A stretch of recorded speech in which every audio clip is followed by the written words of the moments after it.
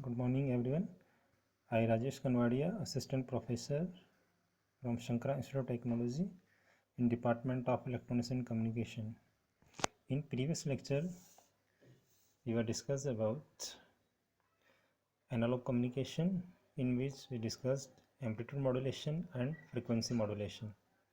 In today's lecture, we will discuss about pulse modulation system. Okay. So in this unit, first topic is sampling theorem. So first we will discuss what is the statement of sampling theorem. So according to statement of sampling theorem, a continuous time signal may be completely represented in its samples and recovered back if sampling frequency f of s is greater than equal to 2 fm. I repeat again this statement of sampling theorem. A continuous time signal may be completely represented in its samples and recovered back if sampling frequency, that is f of s, is greater than equal to 2 fm. So statement of sampling theorem in mathematical form is f of s is greater than equal to 2 fm, where f of s is sampling frequency and f of m is maximum frequency present in the signal. Okay, so after statement of sampling theorem, let me start proof of sampling theorem. So for proof of sampling theorem, first we consider a continuous time signal which is noted by small x of t. In x direction, this time component is noted by small t, or in y direction it is showing amplitude for this continuous time signal, that is small x of t. And this continuous time signal, it may be sinusoidal or non-sinusoidal. And when we calculate Fourier transform for this continuous time signal, that is small x of t, so its Fourier transform is just like given below, which is denoted by capital X of omega. It is just like a band limited signal which is start from minus fm to plus fm, and this capital A, it is showing the amplitude for this band limited signal. After this continuous time signal, we consider a impulse train signal which is noted by del TST, which is shown below.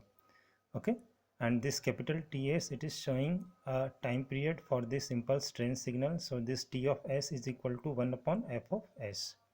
So in this impulse train signal, it is showing different impulse values at different time instant at t is equal to 0, t is equal to capital TS, t is equal to 2ts. Now when this continuous time signal, that is x of t, and impulse train signal, that is del tst, both the signal are passes through a multiplier, then we get a sampled signal, and that sampled signal is noted by g of t. So this g of t is equal to x of t into del tst, and its graphical representation is given below, which is just like this one, g of t. So in mathematical form, first we calculate Fourier transform or Fourier series expansion for this impulse train signal, that is del tst. So its Fourier series expansion del tst is given by 1 by ts into 1 plus 2 cos omega st plus 2 cos 2 omega st plus 2 cos 3 omega st, where ts is equal to 2 pi upon omega s.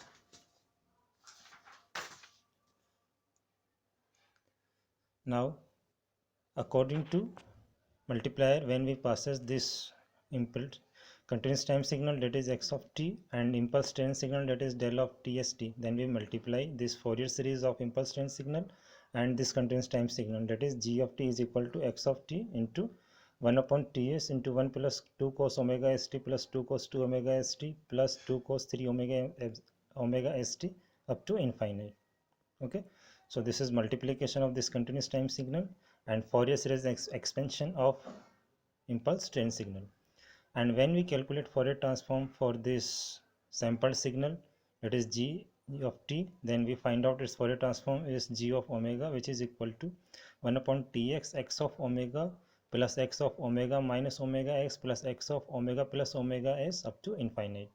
So in short, we can write g of omega is equal to 1 upon ts summation n is equal to minus infinite to plus infinite x of omega minus n omega s. Okay, and its graphical representation, which is given below, it is also a spectrum of sampled signal, or we can say sampled signal in frequency domain. So it is showing for different frequencies, fs to fs minus fs, minus 2fs, and these frequencies are sampling frequency. So according to sampling theorem statement, if we reconstruct x of t from g of t, then we must also able to reconstruct x of omega from g of omega, and it is possible when there is a no overlap between two successive cycles of g of omega. Means we can say there is a no overlapping between this fs, 2fs or minus fs and minus 2fs. So when there is no overlapping between these two different successive cycles, so from this mathematical expression, from this above diagram, we can write f of s is always greater than 2fm. When this above diagram fulfills this condition, then there is a no overlapping between two successive cycles. So it is proof of condition of sampling theorem.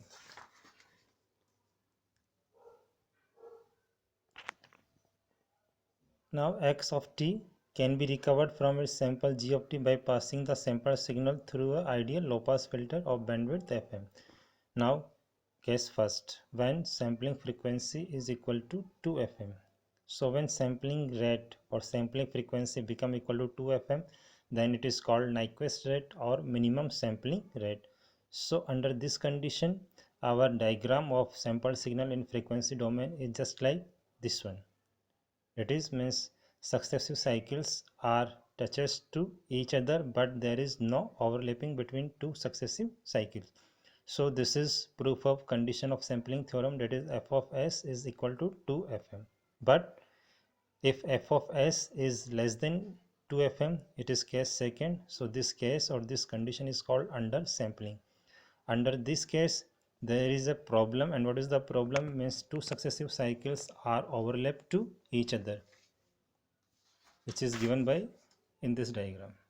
Okay, so in case second, when sampling frequency is less than 2fm, so under this condition these two successive cycles are overlapped to each other, and this overlap portion is called aliasing. Okay, and when we want to remove this aliasing, then we required a special kind of low pass filter, and that low pass filter is called pre-aliasing filter. So today we stop here. In next class we will discuss about pulse amplitude modulation.